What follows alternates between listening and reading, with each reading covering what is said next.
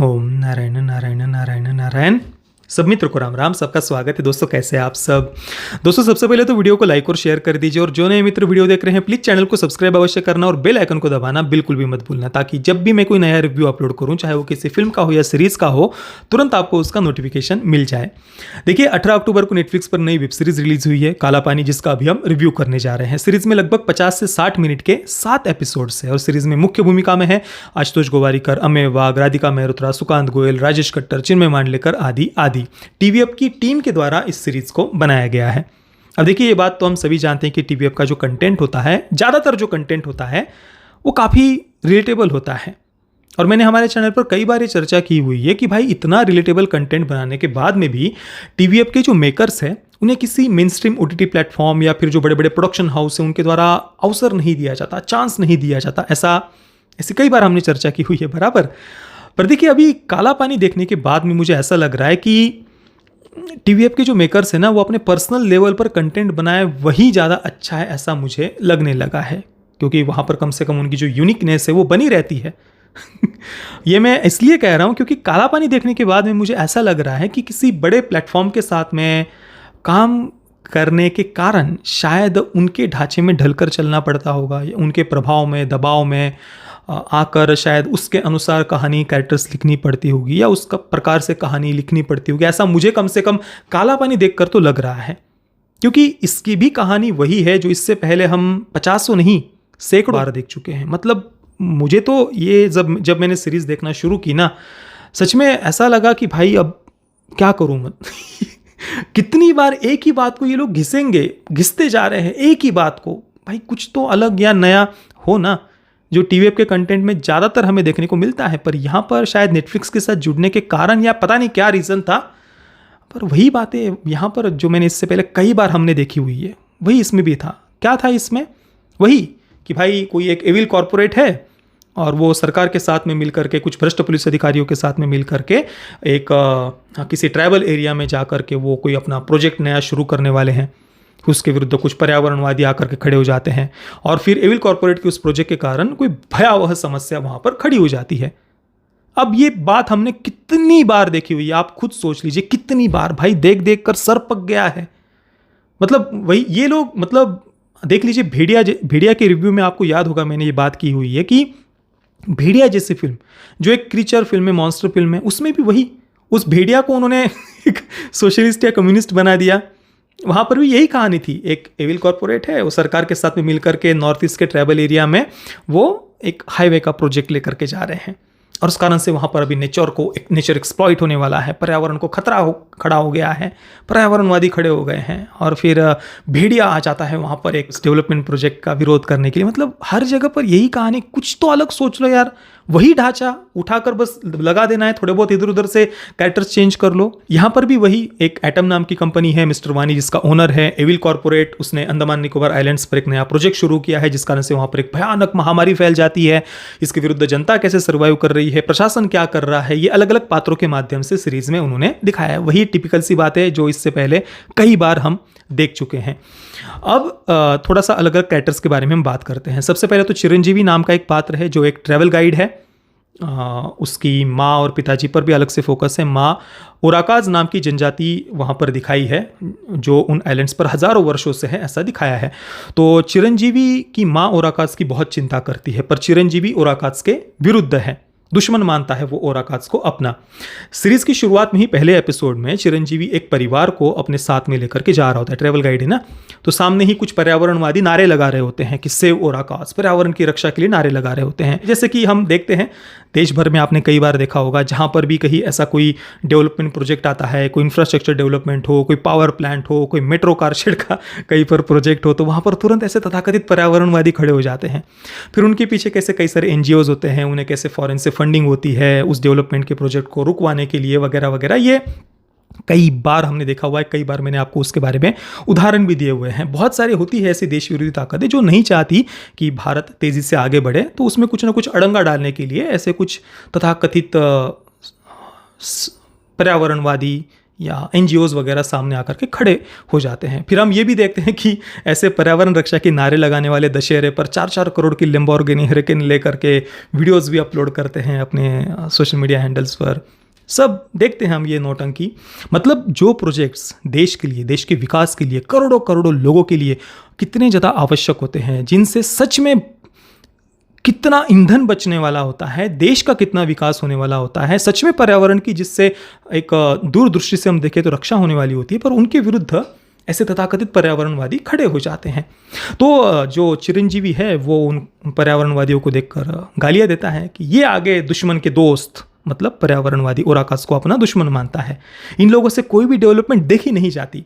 हालांकि चिरंजीवी को ये बोलते हुए तो दिखाया, पर चिरंजीवी एक को गलत सिद्ध किया है आगे जा कर के। उसको अपनी गलती बाद में समझ में आती है, जो ओराकास को अपना दुश्मन मानता है वगैरह वगैरह। अब देखिए हमारे जो आदिवासी समाज है, जनजातीय समूह है, उनको बस एक ढाल के रूप में कुछ ऐसी विदेशी ताकतों के द्वारा उपयोग किया जाता है। उनको डर दिखाया जाता है कि आपके नेचर को एक्सप्लॉइट किया जाएगा, ये हो जाएगा, वो हो जाएगा वगैरह वगैरह। और वो बातें, वो डर दिखा दिखा कर ये तथाकथित पर्यावरणवादी या कई सारे ऐसे लोग होते हैं जो उन तक विकास कार्य पहुंचने ही नहीं देते। ये नक्सलियों को भी जब क्रांतिकारियों के रूप में प्रस्तुत करने वाली जो फिल्में होती हैं ना, उनमें भी आप देख लेना कि भाई कोई सरकार है, कोई एविल कॉरपोरेट के साथ में मिलकर के आदिवासी क्षेत्र में विकास कार्य लेकर के जा रहे हैं, पर उस कारण से नेचर एक्सप्लॉइट होने वाला है और फिर उसके विरुद्ध फिर कुछ नक्सली कैसे क्रांति ला रहे हैं।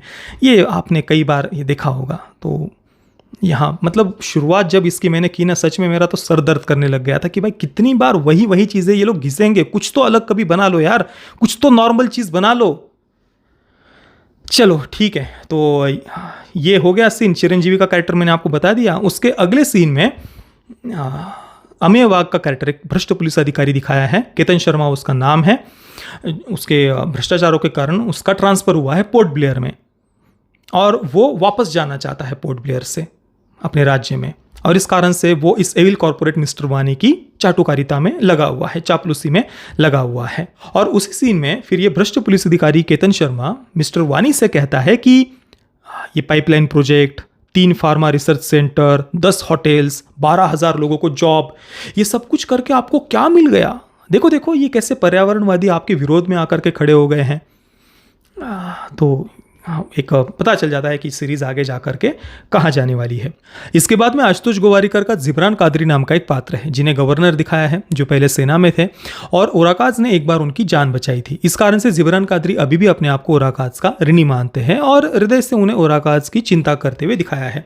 हालांकि आगे जाकर के जब एक बार जिब्रान कादरी को एक बहुत ही कठिन ऐसा निर्णय लेना होता है, धर्म संकट खड़ा हो जाता है जिब्रान कादरी के सामने कि हजारों लोगों को बचाने के लिए 400 ओराकाज की जान को उन्हें दांव पर लगाना होता है। तो उस समय निर्दयता के साथ में, निर्ममता के साथ में 400 ओराकाज की जान को दांव पर लगाने की प्रेरणा जिब्रान कादरी को श्रीमद् भगवद गीता से मिलती है, ऐसा दिखाया है। डायरेक्टली श्रीमद् भगवद गीता का नाम नहीं लिया, परंतु जहाँ जिस प्रकार का संदर्भ जिब्रान कादरी वहाँ पर देते हैं तो वो पता चल जाता है कि कहाँ से वो संदर्भ दे रहे हैं। तो जिब्रान कादरी वहाँ पर कहते हैं कि हमारी संस्कृति, हमारा कल्चर हमें ये सिखाता है कि किसी बड़े कार्य के लिए, ग्रेटर गुड के लिए, धर्म की रक्षा के लिए अगर हमें अपने सगे संबंधियों के भी विरुद्ध जाना पड़े तो भी हमें संकोच नहीं करना चाहिए, जाना चाहिए। इस प्रकार का ऐसा ही मिलता जुलता उदाहरण वो वहाँ पर देते हैं।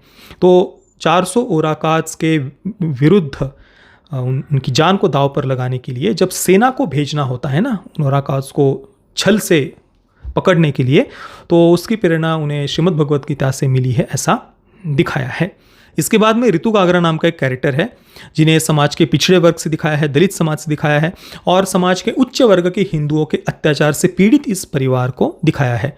बचपन में समाज के उच्च वर्ग के हिंदू उनके पिता पर किस प्रकार से अन्याय करते थे, अत्याचार करते थे, वो देखते हुए ऋतु गागरा बड़ी हुई है और उस कारण से एक बड़ा गहरा मानसिक आघात ऋतु गागरा पर हुआ है।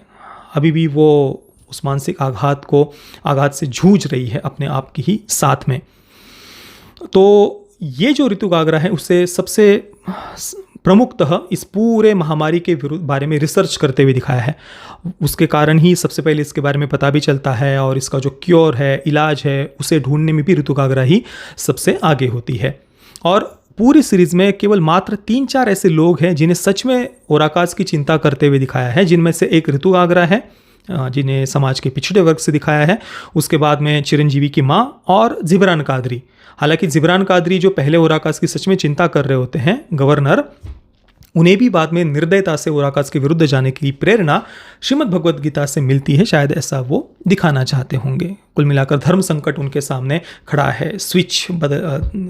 फ्लिप द स्विच जो भी है, एक वो कहने का प्रयास किया है। धर्म संकट जब सामने खड़ा होता है, किसकी जान बचाना, किसी एक व्यक्ति की जान लेने से ज़्यादा लोगों की जान बचाई जा सकती है, तो किसकी जान लेना पसंद करोगे, इस प्रकार की बात वो एक जगह पर करते भी है। हालांकि जब ओराकाज की जान लेने की बात आई हुई होती है ना, उस समय जो एक प्रकार जिस सिचुएशन को उन्होंने क्रिएट किया है, उसके अनुसार ओराकाज के विरुद्ध जाने को एक निर्ममता, निर्दयता ही दिखाया है, वो गलत ही दिखाया है, क्योंकि उनके विरुद्ध जाए बगैर छल से ओराकाज के विरुद्ध सेना को भेजने के सिवाय भी बचा जा सकता था। ये उन्होंने साथ में ही सीरीज़ में दिखाया है। और जो सेना भी है उनको भी बहुत ही निर्दयी, इस प्रकार से जिनके अंदर कोई इमोशंस ही ना बचे हो, जैसे कि ओराकाज के विरुद्ध जाकर उनको बड़ी खुशी मिल रही हो, इस प्रकार का ही सेना को भी उन्होंने दिखाया है। 2 और सब प्लॉट्स के बारे में चर्चा करनी रहेगी। सबसे पहले तो एक परिवार को दिखाया है, माता पिता और उनके 2 बच्चे, बेटा और बेटी। अब ये एक दूसरे से अलग हो जाते हैं, माता पिता अलग है, बच्चे अलग है। जो पिता का कैरेक्टर उसे बहुत डरपोक दिखाया है, माँ को बहुत स्ट्रांग दिखाया है। अब आखिरकार उस पिता को ही अपने बच्चों की खोज में निकलना पड़ता है। जो पिता बहुत ज़्यादा डरपोक है, कमज़ोर है, अकेले से कुछ कर नहीं पाता, फिर उसे ही अकेले अपने बच्चों की खोज में निकलना पड़ता है। इसके बाद में दूसरा सब प्लॉट एक लव स्टोरी दिखाई है। ज्योत्सना नाम का एक कैरेक्टर है, वो एक लड़के से, चिरंजीवी के भाई से प्रेम कर रही होती है। चिरंजीवी का जो भाई है उसे वही थोड़ा झोला छाप माइंडसेट का, उन पर्यावरणवादियों को सही कहता है वगैरह वगैरह, इस प्रकार से उसके भाई को दिखाया है। तो ये कुल मिलाकर सीरीज़ है। लगभग सभी कैरेक्टर्स के बारे में और सब प्लॉट्स के बारे में हमने चर्चा कर ही ली है। हालांकि 50 से 60 मिनट के 7 एपिसोड्स देखने के बाद में भी ये सीरीज़ किसी भी कंक्लूजन पर नहीं पहुंचती, बीच में ही हमें छोड़ देती है। अब मुझे लगता भी नहीं कि इसका सीज़न 2 आएगा भी, क्योंकि सीरीज़ इतनी ज़्यादा बोरिंग है कि ऐसी अपेक्षा तो कम ही है कि इसको वो आगे कंटिन्यू करेंगे। मैं काला पानी को दूंगा 4 out of 10 stars. Series technically well made है, परफॉर्मेंसेस अच्छे थे, पर कहानी में कुछ भी नयापन नहीं, और वही बातें जो हम इससे पहले कई बार देख चुके हैं उनको यहाँ पर रिपीट किया गया है। पैरेंटल गाइडेंस की बात करें तो नेटफ्लिक्स पर इसे US 16+ की रेटिंग के साथ में रिलीज़ किया गया है। सीरीज़ में कोई सेक्स न्यूडिटी नहीं है, थोड़ा बहुत वायलेंस है और स्ट्रॉन्ग लैंग्वेज है सीरीज़ में। बाकी दोस्तों, आपने अगर इस सीरीज़ को देखा है तो आपका अनुभव कैसा रहा, मुझे आप नीचे कमेंट में अवश्य बताना। ये वीडियो देखने के लिए आप सभी मित्रों का बहुत बहुत धन्यवाद। जय श्री राम, वंदे मातरम।